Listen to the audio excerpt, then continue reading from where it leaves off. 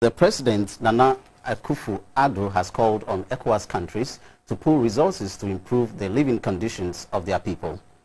President Akufo-Addo was addressing a news conference with his Senegalese counterpart, Mr. Marky Sall, in Darkar. President Akufo-Addo said West African leaders have the ability to build strong economies that would advance the lives of their people.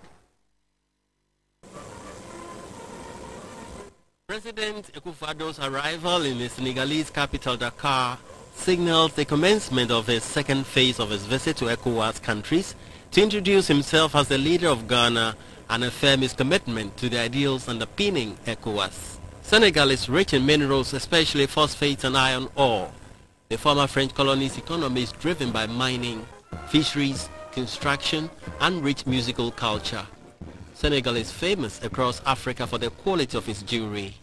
President Akufo-Addo's visit, apart from introduction, is also to seek opportunities for partnership with ECOWAS countries to build the Ghanaian economy. The Senegalese president, Mr. Marky Sall, commended Ghana for upholding the tenets of democracy on the continent. He said the two countries have experiences to share in the area of natural resource management, since his country will soon go into oil, which Ghana has started for some time now. President Akufo-Addo charged ECOWAS to do more to improve the lives of its people. The president also praised the people of Senegal for upholding and promoting democracy, pledging Ghana's commitment at strengthening relations between the two countries. We have the resources, but yet we're the poorest people, the African people in the world. The time has come for us to work together to break that cycle of poverty and bring about prosperity in our nations. And I believe that the leadership of a man like Marky Sall and others in Africa today, we have a real chance of working together to be able to achieve that end.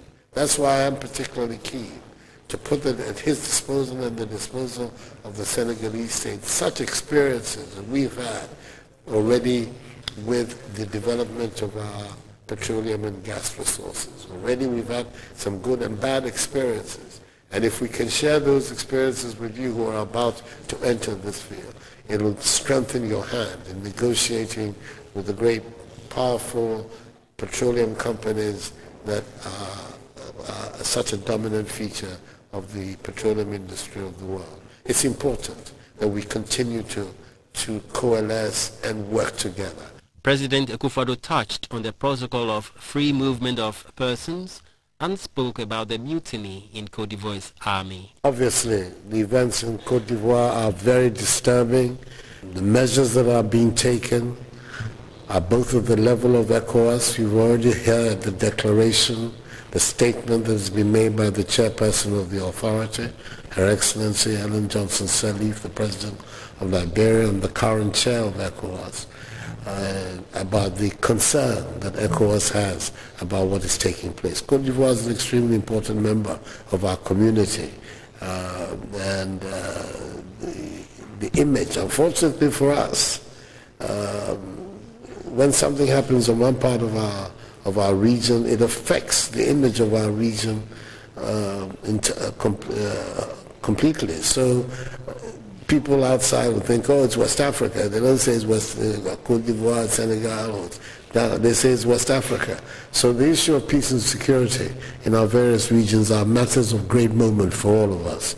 And I'm happy about the efforts that the government of President Alassane Ouattara is making to try and bring this matter to a conclusion. Earlier, President Akufo-Addo was decorated with the highest national award of Senegal. This is due to his preparedness to advance the democracy in Africa.